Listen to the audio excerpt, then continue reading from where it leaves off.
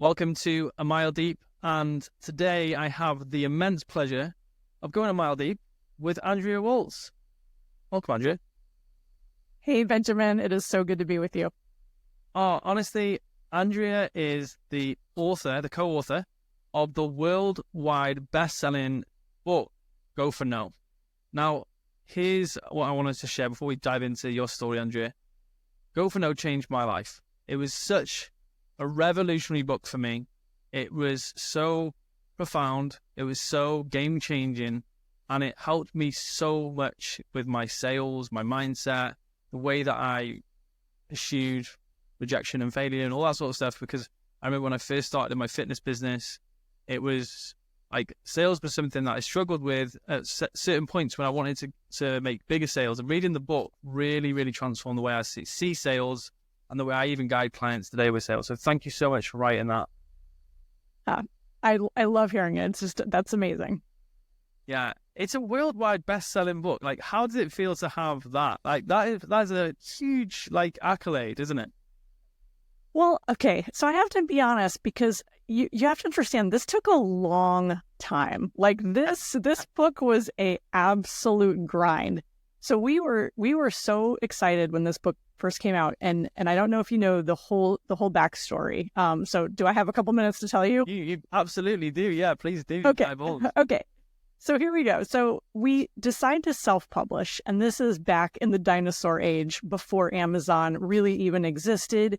And we wrote the book. We got ourselves what they call an offset printer. So we created the book. We got somebody. We actually did the cover ourselves because we were like pretty new in business, and we were like, oh, we can just throw together a book cover. Like, how perfect does it need to be, right? No big deal.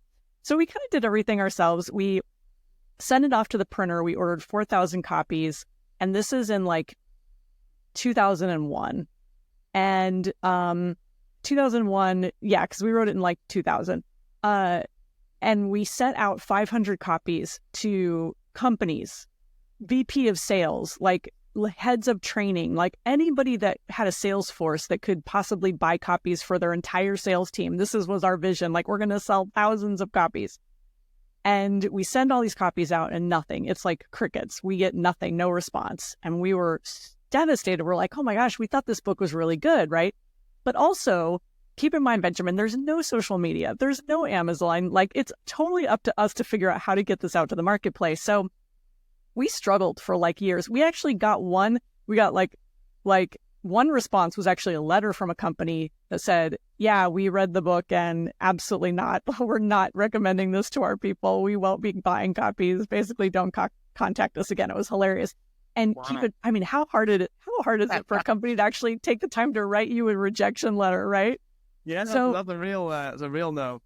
It was a real no. So we're sitting there going oh my gosh, maybe we're wrong. But we thought, well, no, we think this book has legs. So we struggled for 5 years grinding. We had one company out of that mailing that we did order 50 books. So we struggle. Finally, 5 years into this process, we go to this conference and we're handing out Go for No's like candy. We're just here. We're trying to have people read it so that maybe they give it to somebody else and we could get the word out about the book. It's the only way we know how to market a book because we're totally on our own and there's no tools out there.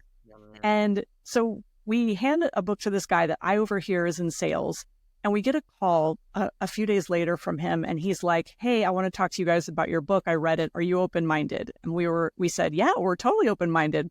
What tell us. And he's like, well, first of all, he goes, I've read every sales book there is in existence, and yours is one of the best. It's phenomenal. But you guys have probably, here's what he said next. Here's the open-minded part. He said, but you guys have the worst cover in the history of publishing. And we were like, really? Okay. He said, you need to change the cover. Hire a cover designer who knows what he's doing and change the cover. So we did. And that actually helped. That went a long way because the cover was that. It was just nothing special. It was just boring and did not look professional. So we changed the cover, and now we have this person who is telling us this is a great book. Go out, keep going, right? So then we go for another 5 years. getting the word out. Now Amazon, 2007, Amazon's finally in existence. We put it up on Amazon and we sell that's it. when I saw that it was 2007. I thought that was the actual Yes. original publish day, right? Right. Yeah. So we struggle. So now, does it start selling right away? Absolutely not. No, we grind for another 3 years. And finally, on December 31st of 2010, we finally hit Amazon's sales and selling bestseller list. So we finally hit that list. And at that point, we're selling like a couple thousand books a month at that point. Wow. And we have been in that top list now, probably like the top 50 sales books ever since that happened. So for the last 14 years. So the first 10 years, I have to tell you, were not like a phenomenal success. It was a grind, just so we're clear. I love that story. It's like it's your own pursuit of the rejection and the no. It kind of which galvanizes the experience of the book.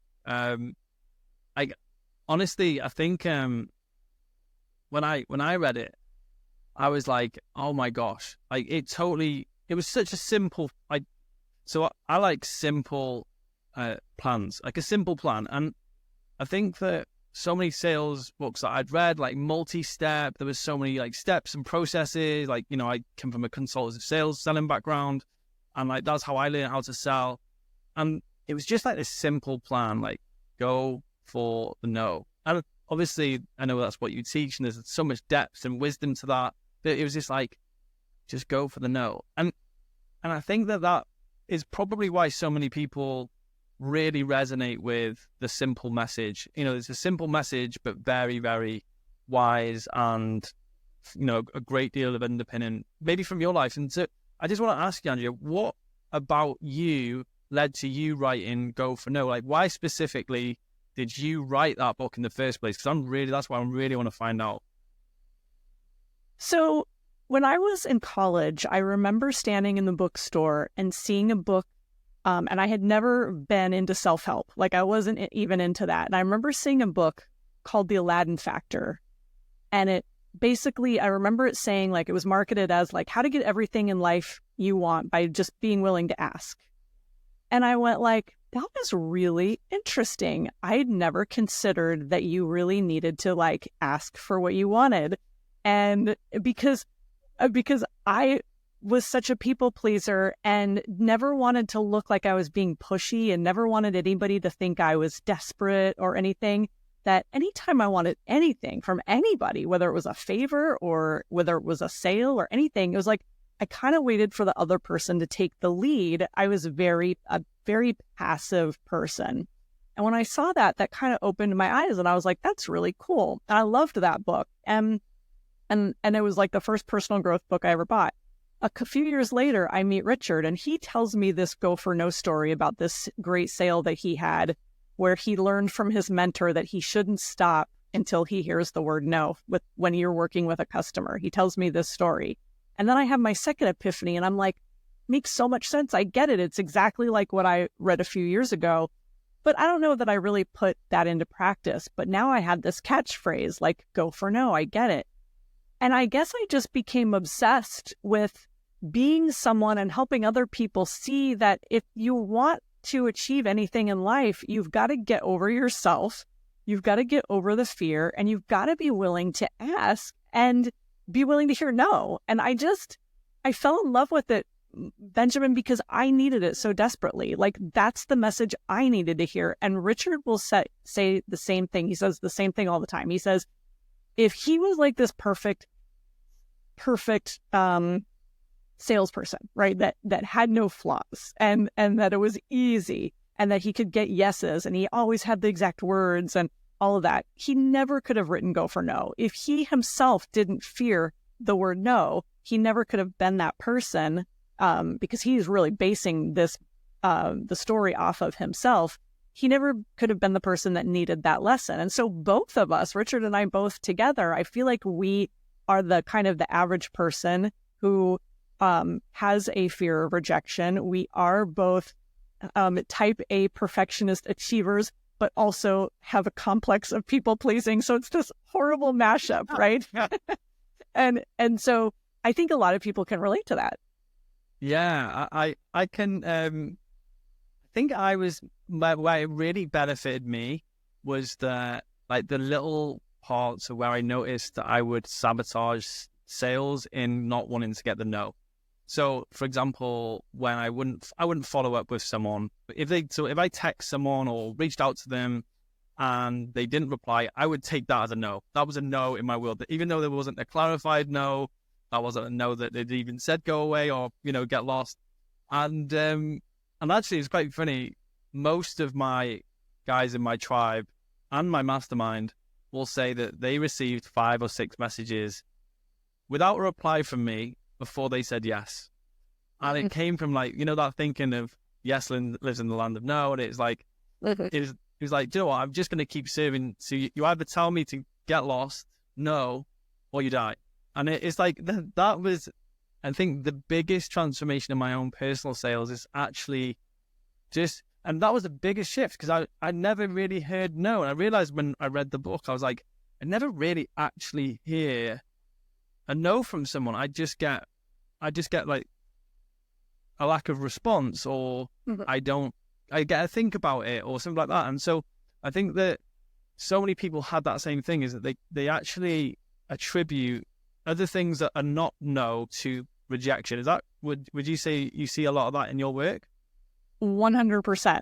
At 100%. Salespeople, we always see rejection where it's not necessarily a rejection, right? We interpret everything through the rejection lens. Oh, they're not getting back to me. It's a no, whatever. I actually love silence because I will tell you, when I send somebody a proposal or whatever and they get back to me right away, it's usually a no.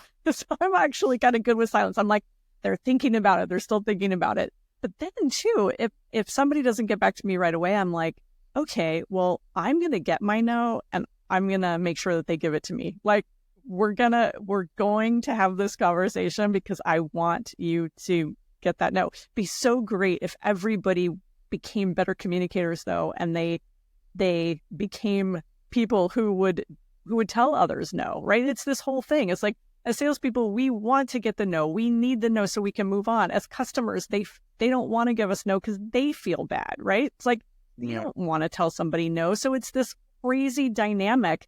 And it's what the other thing I've noticed is that salespeople also have a hard time saying no to things, right? Because they can empathize with that. And so oftentimes, like, people who take our Go for No challenge, they learn, like, hey, I should also be saying no, and I can do it in a way that is like empathetic and appropriate and kind. And hopefully, I believe in karma. Like, I try to tell people no all the time. At least give them an answer. At least say, like, hey, you know what? I appreciate this. It's not the right time for me. Or, you know what? I'm just not even the right client. I'm not your ideal client. I say that all the time. I promise you I'm not your ideal client here. I can just tell. But Benjamin, think of this. I mean, let's just look at this like from 30,000 feet, right? What if Coca-Cola said, and this is Go for No from a marketing standpoint, which completely applies. What if Coca-Cola was like, hey, we don't need to run ads anymore. Everybody gets it. They know who Coke is. Everybody's tried Coke at one point or another in their life. Let's just stop the billions of dollars in advertising. Also, Ford trucks. Everybody gets it. It's a Ford truck. It's good enough. Whatever. We don't need to advertise anymore. But no, these companies continue to advertise. And why? Because they know that repetition and being there when the customer is open-minded works. So at the beginning of a movie, Coke spends tons of money on these ads because they know, oh, look, it's the ideal customer at the right time. Let's show them this ad for Coke and we'll make a bunch of sales, and it works. So Go for No is the same thing. You need to look for the customers that are qualified. So be willing to hear no from those people that maybe aren't a good fit, but follow up with the people that are. The one-time thing, oh no, they get it. They understand my offer. They know all the nuances. They know everything. And no, that's not necessarily true. And also, they need to hear from you again. You need to be an advocate for what you sell. You need to stand behind it. Otherwise, if you don't follow up, they're thinking, oh, wow, well, they must not care that much about me. They must also maybe not believe in what they can do for me. They may not trust in their service enough to write me back, call me back, and go like, hey, I haven't heard from you. What do you think? Hey, I just want to mention to you that a lot of people think, that this program does X, Y, and Z, but I want you to know this also, add value. All of that stuff matters. These are all opportunities to go for no. Yeah, I love that you said that. It's like, sometimes when someone is trying to get my business and they make it overt, it's like, hey, we really want your business. I find that really attractive. I find that really like, hey, do you know what? You're actually making an effort to get my business here. And maybe it's because I'm a salesperson as well. Maybe it's because I've sold pretty much my whole life. But at the same time, it's like, if someone says to me, hey, listen, I really want your custom, I'm willing to work with you, instead of just like one reach out. And I think this is quite common in the new age of coaching. And I think this is like with social media, so many younger coaches and consultants and people coming through into the marketplace is they live in that like instant gratification age. They think they can cold direct message someone once, and then they're going to turn into a sale. And it just doesn't happen like that. And I think that so many people come into the coaching world, like especially people that have bought coaching from me about how to become a coach, or they're looking to get some success online. They come in, they think it's all about direct messaging people. They get they don't even get no's or rejection. They just get like silence because it's totally the wrong person. Mm-hmm. And they get really downhearted, and they haven't got that staying power to actually say, hey, listen, would you like to join an email list, or would you like to get nurtured, and move that person down the marketing fairway towards I would call it the hole. Like a really good metaphor for marketing sales years ago is it's like golf. Marketing moves the person down the fairway, and sales is the putter. And I didn't even realize that getting the no's along the way could be like that as well. Here's a question for you, Andrea. So in terms of rejection, so why do you think, because this is something that, and I struggle to sometimes articulate it well, because I see a no as a no, not a rejection. Why do you think there's so much pain that people don't say, oh, I don't like getting no's in sales. They don't ever say that. They always say, I can't cope with the rejection. So why do you think it's so painful for someone to have rejection? Yeah. Well, I think it's two things, right? And I've really studied this a lot over the last 20 years. I've become, as I said, I've become obsessed with this idea. And there's two things, right? One is we're biologically wired not to get rejected. Like it is in our DNA to stay in the tribe, stay in the herd. Don't do anything so crazy that people are going to look at you and go like, you know what, you're out. Like you can go hunt and gather on your own, and we don't want you, and because you will surely die. And if you think about how your brain operates, it's like you get one no, your brain, and it happens to me too. It's like your brain will all of a sudden go on overdrive and go like, oh my gosh, you just got to know you're not going to make your car payment. You're not going to make your house payment. You're going to be living under the freeway overpass tomorrow. Like literally tomorrow, you better start planning for your death. And it's doing that all to keep you aware and safe and all of that. So you really have to shut your brain down and say, okay, thank you so much, but this is not helpful. It's just not true. You have to constantly question.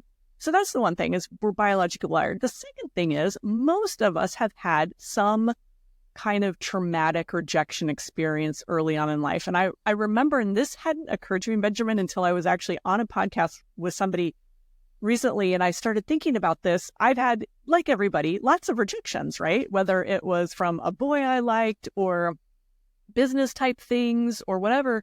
But I remember in high school, one particular rejection. I really wanted to join this club, and it was kind of a popular girls club. And it was made up of kind of the more wealthy girls, and they were, as I said, popular. And it was one of these like kind of social clubs, but also like charitable work and stuff like that. And you had to apply and you had to interview. And I don't remember my interview going particularly well, but I do remember going, and I was not in the cool kids club. Like, my parents were broke. We lived on the other side of the tracks, right? Okay, so you can relate. Yeah, I can relate. So I go one day to look at the sheet to see if I was accepted into this club, and my name wasn't on the list. So I did what a lot of people do when they get rejected. I got pretty mad. And instead of handling it the right way, I was like, you know what? You don't want me in your club? I'm not even going to come to school. I totally became a rebel. I just started hanging out with the rebellious kids. I skipped class all the time. My Spanish teacher my nickname was Truancy because I skipped class so much.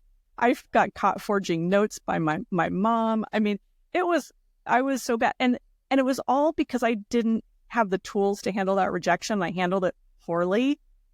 And so I think we've all had that. And so when you couple the biologically wired, when you couple the fact that we have that society, and then now today, you add in social media, which is we should all look fabulous, look perfect, look at the Kardashians, they look awesome, you should too, what's wrong with you, don't be a loser.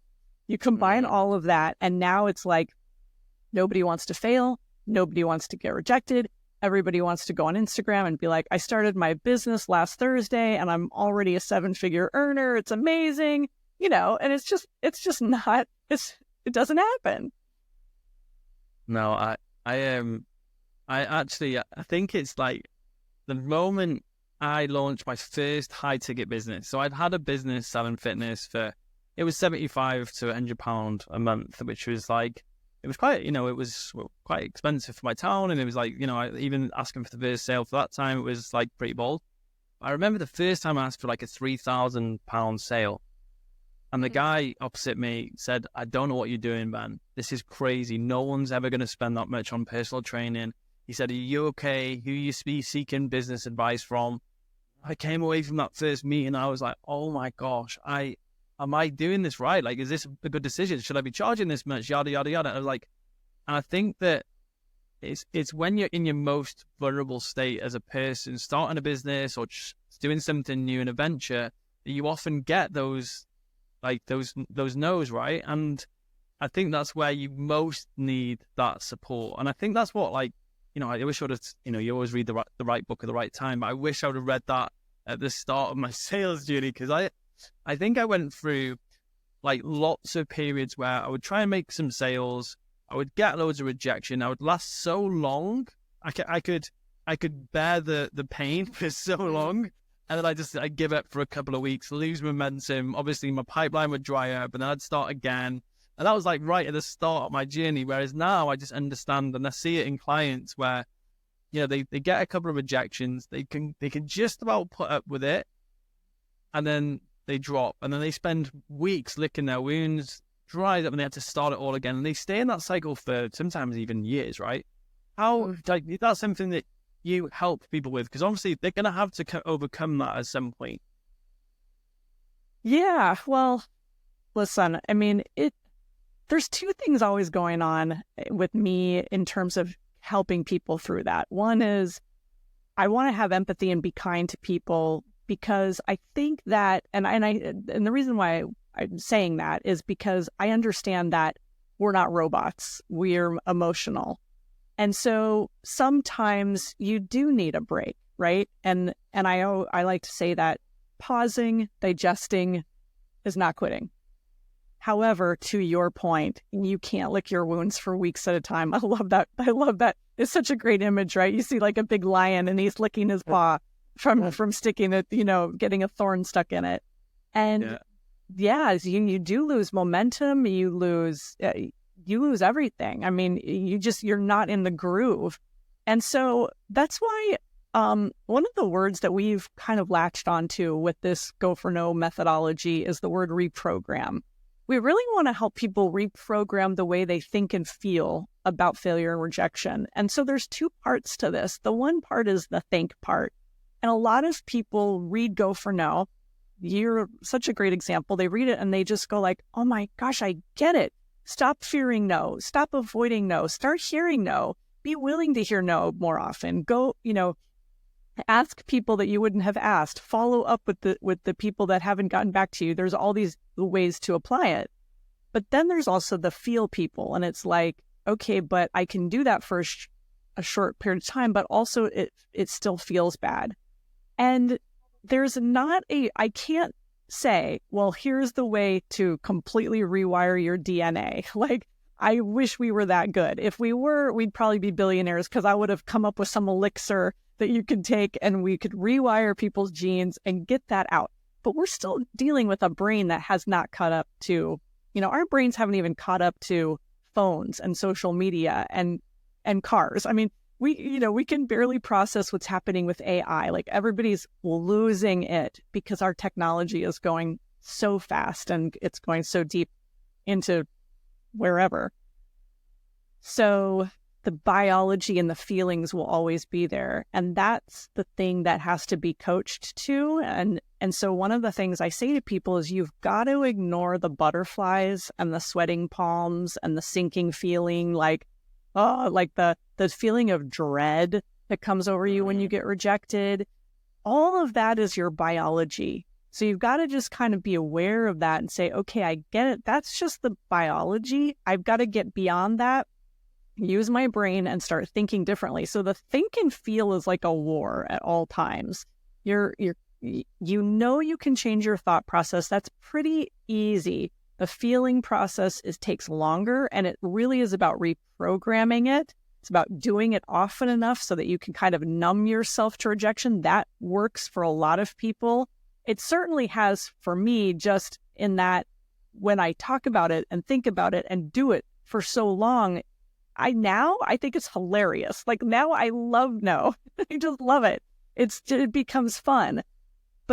But even that, though, Benjamin, even that, like the other day, I remember getting to know from, I got to know, I was doing this publicity summit, and I got to know from a podcaster that, actually, the funny part was, this wasn't even like it wasn't like Joe Rogan or something that I got to know from. I mean, to be honest, this was somebody who had a fairly new podcast, and she wrote me back and said no. And I actually I experienced like the feeling of the rejection, and I just went, oh yeah, that's that rejection feeling. There's no way for me to stop it. So the only thing I have to control that is my thought processes in that moment. Yeah, I think that we get to this point sometimes where, especially in self-development, that we think that we can absolve ourselves from feeling certain feelings. It's like, oh, well, if I learn enough about this, I'm going to exonerate myself. That's the word I was looking for. If one day I'll be exonerated from feeling this. And it's like, especially with rejection and no, I think that's what I was actually digging for. Is like, is there a point in someone, or, especially in the work that you've done, where they've actually got to that point where they feel almost absolved of feeling like that, but actually that's almost impossible, right? It's like, you're not going to feel, you're never going to be exonerated from that. Well, I think it is, but the more you do it, the better, the easier it gets, right? I mean, look at politicians. I mean, if you were Donald Trump or Kamala Harris, you have a million horrible stories written about you every day, both of them. And so at some point, you have to believe that these people just look at it and just like laugh. It's just like, that's an average Tuesday. If someone wrote a front page story and was like, Benjamin Owen is the worst person on the planet, you'd be like, what? This is horrible. Yeah. But if it happened all the time, you have no choice but to get used to it. So I think that's my point, is the frequency that you do it, the more that you put yourself out there and you go for no and you hear no and you experience it and you get used to the feelings and you realize, hey, these feelings are transitory. They pass. Yeah, I feel anxious. I feel fearful. I feel like a sense of dread because of all this rejection. And maybe I feel a little exhausted over it. But I'm going to do it again tomorrow. And the more I do it, the more it's just going to kind of roll off my back. Yeah, it's funny actually, because if you listen to this, when I reached out to Andrea, so I reached out to Andrea on a platform she doesn't use that often, and told her a little bit about what I was trying, wanted to do the podcast, and I didn't hear back. And I was like, right, okay, is this Andrea Waltz making me go for no here? And so I had a couple of reach out, and actually it was really genuinely like, if Andrea doesn't use that platform that often. But I was like, it actually was a really interesting little experiment. I was like, actually, is this my moment to keep going until she tells me to go away? It's like, I was like, so it was really, that was my rejection experience. It's like, I was like, oh, am I creating this as rejection? Is this a test? Is this the right platform? I was like, so anyway, and I actually read a book by Alex Benayan called The Third Door. Have you read The Third Door? Love it. We actually listened to the audiobook. Yeah, that was an awesome book. Yeah, and like I love his work. His work is absolutely amazing. Like, you know, and the way that he goes to like the people outside of his sphere, and that's his no challenge. Like he goes for the no in the people that are like, you know, like he tries to interview the likes of Bill Gates, Warren Buffett, all that sort of stuff. And that was like a new challenge for me, because like sales was a challenge, but I got used to that. But then that was my bigger challenge, to go for the bolder no's. There's something you said there that I think that's really important, is that you build frequency with the no. And I think that is something that so many people don't get. And like going back to what I was saying before, like people get the no, they cool off, they have a long period of time where they don't get back into sales, they get out of the swing of things, and I think they lose a lot of confidence. And this is something that I've had it actually this year, is I had long periods of no's, and actual no's, like I don't have the money, I can't move forward. I had like 2 months where it was a real struggle. I was getting lots of no's, and I had to keep reminding myself not to confuse getting no's with being a bad coach. And like, is that something you can speak to? Because I think that so many people confuse sales rejection with how good they are as a professional. Yeah, that's such a great point. And I rarely get asked that question, so I'm glad you brought that up. And well, it's one of the reasons why you can never look for validation of your idea or what you're doing, and at least from a validation point. I think what you learn after time, and this is something I coach people on in my groups all the time, is a lot of times they'll like send out a couple messages and then they'll go like, the message isn't working. And I was like, wait a minute, how many messages did you send out? Because you can't stop tweaking your message, changing up your email. You've sent out 9 messages. This is not statistically relevant. Like this, you know, and nobody's saying yes, everybody's saying no to it. So you got to look at those rejections as learning opportunities, and to try to see like, okay, what's working? Maybe, because I certainly have over the years had people who have gotten rejection after rejection after rejection, and it doesn't mean that anything is necessarily wrong with their product. It doesn't mean certainly that there's anything wrong with them, but let's look at, okay, where's the disconnect, and where is that no happening? Is it happening top of funnel, or is it happening after you have your first meeting? And now you're sharing the price and no one is taking the price. Okay, so are you talking to people who legitimately aren't right for that fee band, and you need to either get a different, you know, ideal persona in place before you go to that fee band, or you need to change the fee band? Like, you just have to be open to learning, I think, but the data has to be there. It can't be 7 messages. It can't be 12 emails. That's not enough. It's got to be hundreds before you go like, okay, this isn't working. But yeah, I like what you said. It is nothing about your skill as a coach or who you are as a person. And we have to be really careful that we don't let it become that. And even one of my favorite lines when it comes to taking no personally is, it's not about you even when it's about you.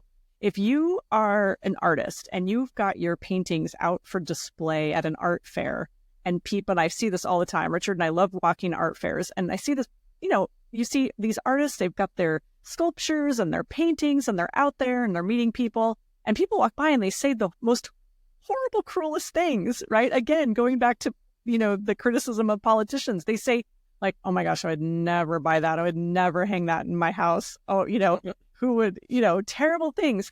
And as an artist, you have to say like, even though this is my work and I built it with my own hands, that is about them and their preferences. And at the next booth, they may love that painting. And it has nothing to do with me. It has everything to do with them. So we really have to work on depersonalizing that rejection. Oh, that's so good. There's something you said there, and like it was probably the most profound thing in terms of sales assessment, or it's like where is the no happening in the funnel? I've never heard that before. Where is the no? Like, and then thinking back to some of my clients, they get no at the top of the funnel, and they think that it's not. They don't even get to the price, and it's like, actually, that's such a good question. Where is the no happening in the funnel? And I was like, that's like a. Sorry, just had a brain gasm. It's like it's such a profound, like, because I think that so many times in my experience with my offers is that I haven't even got people down to the price, and I've not even they've not given me no's or stuff like that, and it's been at the top of the funnel. Like it's like, and I'm like, oh yeah, we need to reduce the price, and I haven't even had clarification that it's a no on the price. Right. Wow. Right. Wow. And so maybe you got to look at and say, okay, let's keep going with the offer. Let's try to get enough data, right? Let's keep showing the offer and just see if maybe we tweak the persona or something, right? And see if we don't get some more testing so we can see if it is in fact really the price. So you've got to have the test, you've got to have numbers. Wow. You can see it even on the podcast. We've gone into the bigger, wider concept of the no. We're getting down into the detail of looking at where the no's are happening. And Andrea, like when we talked at the start, we talked about this idea of testing the concept of going for no. And something that I thought was really, really powerful is that you actually do a challenge, which is called the Go for No 21-day challenge. I've stolen Andrea's concept and I've called it the Go for November. Okay. Go for November. Yes. And so Benjamin. So I have to tell you one thing, one small change that's happening in November. It's a 7-day challenge. Oh, beautiful. Yeah. It's even a 7-day challenge. It's even better. And I will tell you that on the 21-day challenge, sometimes people can get a little exhausted because it's hardcore. It's about as hardcore. It's about as hardcore as you could get. Yeah. I think it worked. So there you go. So there's something that, like, even if we talk through the podcast, is like, you need the frequency with no, you need the thinking behind the no, you need the guidance and the actual wisdom that you've gained. Like, I think that if this is something, if you've been listening to the podcast and you've listened and you like, do you know what? If I really transformed my relationship with rejection and no, and I learned how to do all these things, this could be the single biggest thing I think that you could do this year in terms of propelling your business forwards. And before we kind of talk a bit more about the challenge, tell us more about the results that you've seen when people have really come to you and got this message and embodied it and transformed. I'd love to hear about the results, Andrea. Right. Like just success stories, right? Yeah. Like what, like some of your fond memories of people just like, because I can imagine this has been very transformational for so many people. Oh my gosh, so many people. And it's so fun to see. There's kind of two things. One is I think people come into the challenge and some of this people aren't gonna want to hear, but I'm gonna share it anyway. Okay. They have really high expectations for themselves. They're like, I want to achieve this number. I want to, in my business. But what happens is when they start taking the challenge, they realize that the actions that they're taking, the actual behaviors that they're doing are down here. They're at a much lower number. You can't do low number activity and expect to get a high number. There's just a total disconnect. So one of the things that transforms people the most, I think, is that they realize that if they really want to have exceptional numbers, they've got to put in the time and effort and work. That getting one no and going like, okay, I got my one. That if that's not where, if you've got really high goals that you want to achieve, that's not good enough. So you learn very quickly in the challenge what kind of game you want to play. That's the one thing, at whatever level you want to play it. And so we've had people get phenomenal results from really doubling down and going, I'm going to really use the tracking sheet. I'm going to go for no. I'm going to collect all my no's. And we see amazing results. But the most results that I see in the 21 days aren't so much numbers, but they're people who've transformed their thinking. They just realize that they've been self-sabotaging. They talk themselves out of going for things. They talk themselves out for follow-up. At the last challenge, it was really funny. This guy was talking to AJ, and he's just, nobody knows who you are, AJ. So if he ends up listening to this, he can't get mad. And this is during the challenge. And one of the things we encourage people to do is get business no's, but also get personal no's. So he happened to be at this work event, and he started chatting with this young woman next to him and chatting. And in his head, he starts thinking, I should go for no. I should go for no. I should ask for her number. I should ask for her number. And then he talks about it. And he's like, this is it. I can't, I've got to do something. I've got to take action. And he lets her walk away. He doesn't do anything. And he goes, I was starting to leave the event, and I walked over to this other area, and there she was. And he goes, this is it. This is the universe saying, this is my last ditch effort. I didn't do it when I had the opportunity. I talked myself out of it. So he did. He asked for her number, and he got it. He got a yes. Oh, yes. Point being, right? He knew he had to do it. Go for no. He's like, it popped up into my head. He's like, I know this is what I need to do. Even when he knew it, he still hesitated, but then he got the chance at the end, and he got her number. So I don't know what happened from there. This was last week. So people get trained. This is part of this reprogramming process. They get trained to look for the opportunities where they can ask. So this may be in a conversation where you're having like a meeting with a potential client, a prospect. Maybe it's just during the follow-up. This challenge is about the practice of learning how to ask courageously and face the no, and to stop self-sabotage. And so I've seen so many people have so many stories. I mean, everybody just gets so much out of the challenge, and it's hard to actually put into words because everybody's journey is so different, but their struggles are the same. They self-sabotage, they talk themselves out of it. They get exhausted from no easily. So one of the things that we're also always working towards is getting a routine, being consistent. You don't have to go for no for 5 hours every day. Just do a little bit, but you've got to do it every day, because then what happens is you think, oh, I'm going to sell all day on Tuesday. And then we all know what happens. You end up selling for like an hour, and then you don't sell for another week, right? Yeah, while you were talking then, actually, I realized how profound the collective of like so many people going through the challenge together is as well. Because I think that's something that, like, not just going for no on your own, because actually when a load of people are, like, the collective goal is you going for no amongst other people, I think that's a big thing that I noticed with my sales team. So I had a sales team and I run a gym, and we'd all be in the consultation rooms dialing, and like there would be conversations, and collectively we were all collecting conversations and notes, and so the culture was a no. And I think so many people listening to this, like I work with a lot of solopreneurs, coaches, consultants who are sometimes on their own. And actually just being in an environment where the culture is, hey, I'm going for my nose, I'm going to collect some rejection, I'm going to go and experience this. It's like going into a workout where, you know, like when you go to the workout, I do group workouts every single day.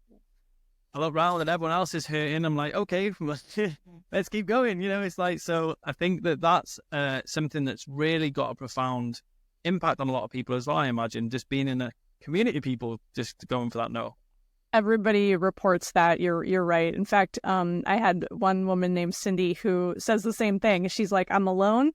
She works from home. She cold calls all day long. That's what she does. And she's like, I wish I was in an office with hearing someone else call. Like, I just feel kind of isolated. And so just with our group, in the 21 days, we meet every week, but in the 7-day, we meet every morning. And so if you're in the UK, it'll be more in the afternoon, but still to get the calls, hear from other people, like you don't feel as alone. And it's funny that you brought up the workout. I didn't even think about like how accountable you are when you see everybody else working out hard in the gym and you're like, okay, I can do a couple more reps because the person next to me, like, I want to beat them. Yeah, it's like even like because I wouldn't because this there was something about the summer months for a couple of people I was speaking to, and even my mentor, and I said, listen, like I've been prospecting, I've been reaching out, I've been doing everything that I know to do. I'd started a new business, I'd left another business, but I'd been doing a lot, and I hadn't really built my pipeline up. And anyway, just hearing my mentor saying, do you know how many sales we made, Ben? And he went 0. And I was like, wow, if he was struggling, and it kind of gave me, it didn't like make me feel that everything was okay and I had an excuse, but I was like, it just gave me that feeling like, okay, it's not just me that's struggling with this. And I think that gave me so much more like motivation and inspiration to keep going for those no's. And it literally, week later, 2 weeks later, it changed around. So I think, so what I'm going to be doing, I love Andrea's work and the book, and I found out that we could actually do a challenge. So I want to be promoting Andrea's Go for No challenge. All the information is in the podcast notes. So I'm going to put this out today. Andrea, going to get this out today ASAP. The challenge starts on what's the date? November 13th. November the 13th. Okay, so November 13th, we're going to be going for no's for 7 days. So I'll change my mind. It's no problem. I'm a total imperfectionist, by the way. So like that's I'm an iterator. It's all good. And then so 7 days, and all the information you need is on a page, which is on a link in the section for the podcast. Honestly, like just listening to Andrea, getting to work with Andrea for the seriously low cost. It's a big commitment. I think it's like big commitment in terms of energy and time, but at the same time, I feel it'll transform people's November. Like I really do. What do you want to share? Absolutely. Well, so a couple things. One is when you sign up for the challenge, you get a little mini course. So even if you haven't read the book, you get put into the mini course that explains like what this challenge is about. What am I talking about in terms of asking? One of the modules is called, "Are you a good asker?" So you can kind of like learn like, how are you like when it comes to hearing the word no, right? And some nuances about Go for No. And when you sign up for the challenge, also you will be you get access to the portal and that mini course for like 3 months. So you can go back through, and also you'll be able to go back through and listen to all of the calls, all of the training calls. So 7 hours of Go for No stuff. And so if you like, even if there's a day that you can't make it or whatever, and so you can repeat, like literally do your own 7-day challenge again, repeat it for a couple times between, the challenge and maybe the end of the year, the beginning of next year. And I am completely convinced that it's transformational for your mindset, how you think and feel about no, which is really, it's part of that reprogramming process.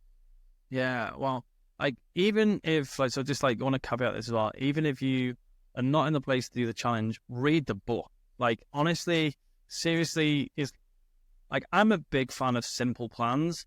If you are breaking into sales, if you're having a sales drought, if you are struggling with sales and you want a different approach and you've never read the book before, read the book. So simple yet so dynamic in how it will transform how you see your approach to your sales. So like honestly, it's like a really, really, it's like phenomenal investment, and it's not even a long book. It's like I remember, I think I listened to it like 4 or 5. Is it 4 or 5 hours? If that. On Audible? No, yeah, it's like so the book's like 80 pages. So yeah, the audio book's like 2 hours. Yeah, I remember it being super short. It's like super short. Yeah, okay, there you go. Because I remember I like consumed it in one walk, and I was like, oh right, okay, keep going. It was a long walk, by the way. Yeah. Andrea, I just want to thank you so much for coming on the podcast. I really appreciate you sharing the Go for No story. And if you've listened in to this team, head on over to the comments, and then you'll be able to get all Andrea's links anyway, so you can find her and find out more about what she does as well. So thank you so much for listening, and we'll see you on the next podcast.